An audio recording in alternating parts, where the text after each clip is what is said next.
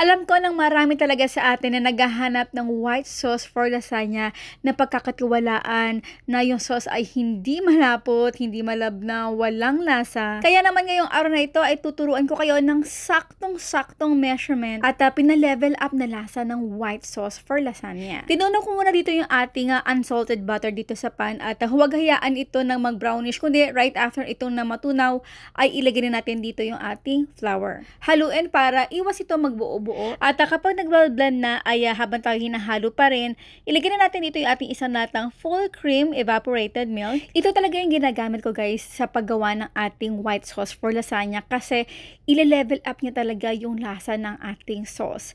Then yung ating dalawang packet ng 250 ml each ng all-purpose cream, pampalasa, pepper, asin, basil leaves, at nalagay din ako dito ng kaunting asukal. Makikita nyo ang ating eksaktong measurement sa dulo ng ating video. At syempre, kung gagayahin nyo itong recipe na to, please don't forget to tag ang Sarap Grabe or ang Sarap Grabe recipes. Para naman syempre ma-shoutout ko kayo at ma-post din ang inyong videos or photos by tagging our page. At directly short ko na rito yung ating cheddar cheese. Again, haluin ito hanggang sa matunaw. At yung apoy ko nga lang pala dito ay nasa medium-low heat. At nakapag-upload na nga din pala ako kahapon dito sa ating page ng red sauce for lasagna. At sa mga naghahanap naman na talaga namang full recipe na ng ating lasagna, don't worry, I will upload this soon.